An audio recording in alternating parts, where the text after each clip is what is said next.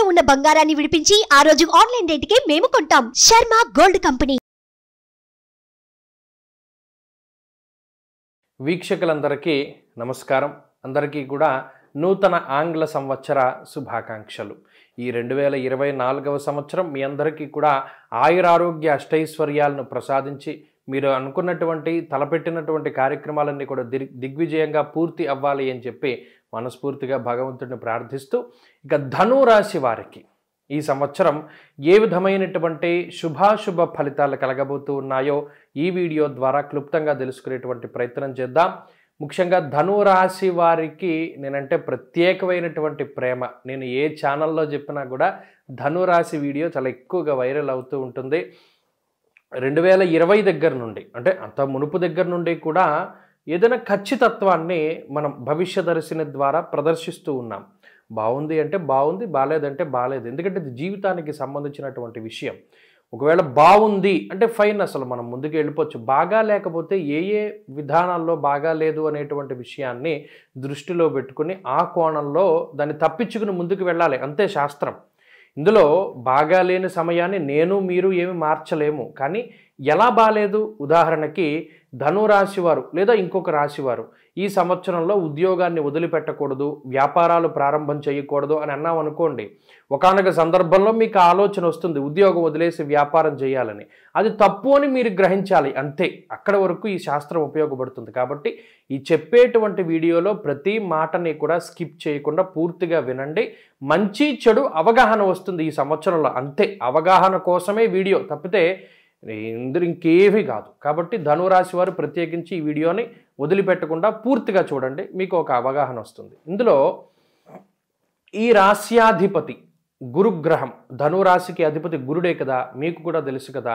ఈ గురుడు మే నెల 1వ తారీఖు వరకు పంచమ కోణమందు ఆయన సంచారం చేస్తారు. గురుడు ఏ కోణంలో అంటే 1 కానీ 5 కానీ 9 కానీ ఈ 3 స్థానాల్లో సంచారం చేయడం అనేటువంటిది అత్యంత శుభమైనటువంటి పరిణామం. ఎందుకంటే 1లో ఉన్న, 9లో ఉన్న, 5లో ఉన్న 3 కోణాల మీద గురుని యొక్క దృష్టి ఉంటుంది. కాబట్టి అటు 1, 5, 9, ఇప్పుడు 5లో ఉన్నారు కాబట్టి 9 మీద, జన్మరాశి అయినటువంటి ధను మీద కూడా గురుని యొక్క దృష్టి ఉంటుంది. ఇది ఒక మంచి విషయంగా చెప్పచ్చు. ఈ గురుబలం ఎప్పటి వరకు ఉంది? మే నెల 1 వరకే ఉంది. మరి ఆ తర్వాతనో అక్కడే ఒక విషయాన్ని దృష్టిలో పెట్టుకోవాలి. గురుబలం తగ్గుతోన్నది, అర్ధాష్టమ రాహు యొక్క ప్రభావం ఉంటుంది. మరి ఈ సంవత్సరం అంతా కూడా మిమ్మల్ని కాపాడేటువంటి గ్రహం ఎవరైనా ఉన్నారు అంటే అది ఒక శనేశ్వరుడే. తృతీయ స్థానంలో శని చాలా బలీయమైనటువంటి ఉపజయ స్థానమందు ఆయన సంచారం చేస్తున్నారు. కాబట్టి ఈ సంవత్సరం మొత్తము కూడా శనేశ్వరుడి యోగాన్ని కలగజేస్తారు. కాబట్టి ఏదో ఒక గ్రహం యోగిస్తే చాలు. ఎందువల్ల అంటే 3 దీర్ఘ సంచార గ్రహాలు ప్రతికూలంగా ఉండడం వేరు, ఏదో ఒక గ్రహం అనుకూలంగా ఉండడం వేరు. ఒక గ్రహం అనుకూలంగా ఉంటే చాలు జీవితంలో. ఎందుకంటే అందులోనూ శనేశ్వరుడు చాలా గొప్ప గ్రహం. ఆయన ఆయుర్దాయానికి కారకుడు. ఎప్పుడైతే ఆయుర్దాయము, ఆరోగ్యము మీ చేతిలో ఉందో అన్నీ మీ చేతిలోకి వస్తాయి. ఇప్పుడు గురుడు పంచమంలో ఉన్నారు. బుద్ధి, ప్రజ్ఞ, మేధా సంపత్తి, సంతతి మీ మాట వినడం, అంటే మీ సంతానం మీ మాటని గౌరవించడం, మీరు చెప్పింది చేయడం, కుటుంబ సభ్యులు మీ వెనక నడుస్తూ ఉండడం, మీరు చెప్పింది వింటూ ఉండడం, ఇవన్నీ కూడా అదృష్టం. అది అదృష్టం. ఆరోగ్యం ఉండడం అనేటువంటిది సౌభాగ్యం, ఆరోగ్యం అనేటువంటిది భాగ్యం. మరి ఈ రెండూ కూడా ధనురాశి వారికి ఉన్నాయి. ఈ సంవత్సరంలో తృతీయ స్థానంలో శని ఉన్నంత వరకు, అంటే ఈ సంవత్సరం మొత్తం కూడా ఉంటారు. మధ్యలో శని వక్రిస్తారు, వక్రించినా కూడా వెనకకి ప్రయాణం చెయ్యరు. కాబట్టి వక్రించినటువంటి ఫలితం కూడా మంచి ఫలితమే వస్తుంది. తృతీయ స్థానంలో స్త్రీ భోగంచ మనస్సౌఖ్యం బుద్ధి యత్నాదిసిద్ధికృత్ అన్నారు శాస్త్రవచనం. అంటే అనుకున్నటువంటి కార్యక్రమాలన్నీ కూడా అనుకున్నదే తడవుగా పూర్తి చేయడానికి కావలసినటువంటి సంకల్ప బలాన్ని శనేశ్వరుడు ఇస్తారు. ఆ పట్టుదల, ఆ సంకల్ప బలం, అలాగే ఆ ఆలోచనల యొక్క పరంపర, కార్యాచరణ, కార్యదక్షత, క్రమశిక్షణ, ఇవన్నీ కూడా శనేశ్వరుడు ఇస్తారు. కాబట్టి ఈ సంవత్సరంలో ఒక ఇల్లు కొనుక్కోవాలి, లేదా స్థలం కొనుక్కోవాలి, లేదా శుభ కార్యక్రమం చేయాలి, లేదా సంతతిని పొందాలి, లేదా మరి ఏ ఇతరత్ర వాహనం కొనాలి, ఇలా ఏదైతే మీ యొక్క ఆలోచనలు ఉంటాయో అవన్నీ కూడా కార్యరూపం దాల్చి సిద్ధించడానికి అవకాశం ఉంటుంది. ఉద్యోగంలో పదోన్నతిని పొందాలి, లేదా ఉద్యోగంలో ఆన్సైట్ వెళ్ళాలి, విదేశాలకు వెళ్ళాలి, చదువు పరంగా విదేశాలకు వెళ్ళాలి, ఇలా ఏ పరమైనటువంటి కోరికనైనా సరే సిద్ధింపజేయడానికి శని కారణమవుతారు.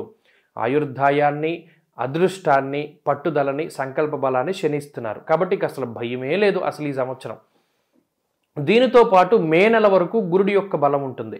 రాస్యాధిపతి పంచమంలో ఎప్పుడైతే అనుకూలంగా ఉన్నారో అటు ధనానికి, అలాగే మీ యొక్క స్థితిగతులకి, మీ యొక్క లగ్జరీకి, అలాగే మీ యొక్క కంఫర్ట్స్కి ఆయన అనుకూలతని ఇస్తారు. పంచమం పుత్రాన్ బుద్ధిం పూర్వపుణ్యంచ పుంసాం మంత్రాం నీతిం మానసం మంత్ర విద్యాం. వీటన్నిటికీ పంచమం కీలకం. అంటే మీ మంత్రశక్తిని పెంచుకోవడానికి, దైవ బలాన్ని పెంచుకోవడానికి, అదృష్టం కోసం, సంతానం కోసం, బుద్ధి, వీటన్నిటికీ కారణమైన స్థానంలో గురుడు ఉన్నప్పుడు అర్ధలాభం తదైశ్వర్యం స్వకర్మ రతిహర్షితం. అనుకున్నటువంటి పనులన్నీ కూడా పూర్తి అవుతాయి. మిమ్మల్ని నమ్ముకుని జీవనాన్ని సాగిస్తూ ఉన్నటువంటి వారందరూ కూడా ఆనందదాయకంగా ఉంటారు. అర్ధలాభం తదైశ్వర్యం. అర్థం అంటే డబ్బు, అర్థం అంటే డబ్బు వచ్చింది, ధనంతో పాటుగా ఐశ్వర్యం పెరిగింది. అంటే వచ్చిన ధనాన్ని సక్రమంగా వినియోగించుకున్నారు. మీకు 10 రూపాయలు వచ్చింది, 10 రూపాయలు పెట్టి ఇల్లు కొనుక్కున్నారు, లేదు ఇల్లు కట్టుకున్నారు, ఇలా ఐశ్వర్యం పెరుగుతుంది. అలాగే వివాహాది శుభ కార్యక్రమాలు, సంతానం, ఇవన్నీ కూడా చెప్పుకున్నాం కదా. అలాగే గురుడిచ్చేటువంటి శుభ ఫలితాల్లో ఇంకోటి విద్య. మంచి విద్యని ప్రసాదిస్తారు. ఒకవేళ ఉద్యోగంలో మంచి విద్య దొరికి ఆ విద్య ఉద్యోగం యొక్క కృషితోటి మీరు మరింత ఉన్నతమైనటువంటి స్థితికి వెళ్ళడానికి కూడా ఈ గ్రహస్థితి కారణమవుతుంది. ఇలా మే వరకు ఉన్నటువంటి గురుబలం వల్ల అదృష్టాన్ని పొందుతారు. మరి మే దాటిన తర్వాత మాత్రం కొంత జాగ్రత్తగా ఉండాలి. అర్ధాష్టమ రాహు ఫలితాన్ని ఇవ్వడం ప్రారంభం చేస్తారు. గురుబలం తగ్గుతూ ఉంటుంది. దారా పుత్ర విరోధస్య స్వజనే కలహస్తదా.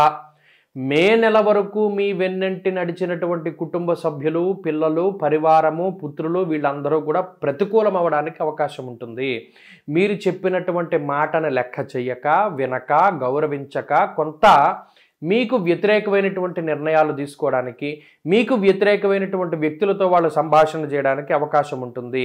కాబట్టి దానికి తగ్గినటువంటి ప్రణాళికల్ని సిద్ధం చేసుకోవాలి. అర్ధాష్టమ రాహు, మరలా అర్ధాష్టమం అంటే బంధుస్థానం. అది బంధుభావేన బంధుశ్చ గృహం మాతృబలం సుఖం. మరి ఆ స్థానంలో రాహు ఉండడం చిత్తభ్రంశం, వాతరోగం, స్త్రీ మూలస్య ధనక్షయం. చిత్తము అంటే ఆలోచన. చతుర్థ స్థానమందు రాహువు సంచరించడం, షష్ఠ స్థానమందు గురుడు సంచరించడం వల్ల స్వయంకృతాపరాధాలే చేస్తారు. అది ఒక్కటి గుర్తుపెట్టుకోండి. ఎవడో పక్కవాడు వచ్చి మనల్ని నాశనం చేయడు, మీ ఆలోచనలే మిమ్మల్ని నాశనం చేసేస్తాయి అన్నాడు. అందువల్లనే ఆలోచనలు వచ్చినప్పుడు వెంటనే ఆచరించకూడదు. మే దాటిన తర్వాత నుండి ఒకటికి 2 సార్లు ఆలోచన చేసి గురువుల యొక్క అనుమతి, అనుజ్ఞ తీసుకుని ముందుకెళ్ళడం. జాతకంలో ఉన్నటువంటి దశాంతర దశలు బాగున్నాయా లేదా చూసుకోవాలి. ఉద్యోగం మానేసి వ్యాపారం చేయకూడదు, లేదా వ్యాపారాన్ని విస్తరించడాలి, లేదా ఇంకో వ్యాపారం ప్రారంభించడానికి, వీటన్నిటికీ కూడా ఆలోచన అవసరము. వివాహాది శుభ కార్యక్రమాలు, మీ పిల్లనిచ్చినా, పిల్లాన్ని లేకపోతే ఇంకొకరితో వివాహం చేసినా ఏదైనా సరే జాగ్రత్తగా ఉండాలి. అప్పుడు మీ దగ్గర నుండి కుటుంబపరమైనటువంటి విషయాల పట్ల మాత్రమే జాగ్రత్తగా ఉండాలి. మిగతావన్నీ కూడా అత్యద్భుతంగా ఉన్నాయి. ఒక కుటుంబ విషయాలు, అలాగే ప్రయాణాల విషయాలు మాత్రమే కొద్ది జాగ్రత్తగా చూసుకుంటే సరిపోతుంది. ఈ సంవత్సరం అంతా కూడా గురు శనుల యొక్క అనుకూలతతోటి ధనురాశి వారికి అత్యద్భుతమైనటువంటి స్థితి, ఆర్థిక ఉన్నతి, ఆరోగ్యాభివృద్ధి, సంతానాభివృద్ధి, సౌభాగ్యాభివృద్ధి ఇవన్నీ కూడా కనబడుతూ ఉన్నాయి. ఈ రాహు దోషాన్ని తొలగించుకోవడానికి షష్ఠి, శుక్లపక్షంలోనూ కృష్ణపక్షంలోనూ 2 షష్ఠులు ఒక నెలకొస్తాయి. కాబట్టి సర్పసూక్తంతో సుబ్రహ్మణ్యేశ్వర స్వామికి అభిషేకం చేయాలి. బెల్లము, తెల్ల నువ్వులు కలిపినటువంటి పదార్థాన్ని నివేదనం చేసి దాన్ని పంచిపెడుతూ ఉండడం.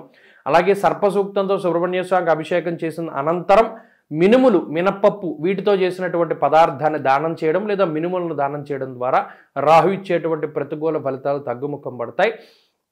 ప్రతిరోజు చదువుకోదలుచుకుంటే అమ్మవారి యొక్క దేవీ ఖడ్గమాలా స్తోత్ర పారాయణం చాలా మంచి ఫలితాన్ని ఇస్తుంది.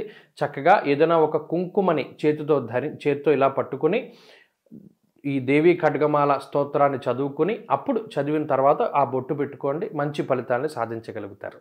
స్వస్తి.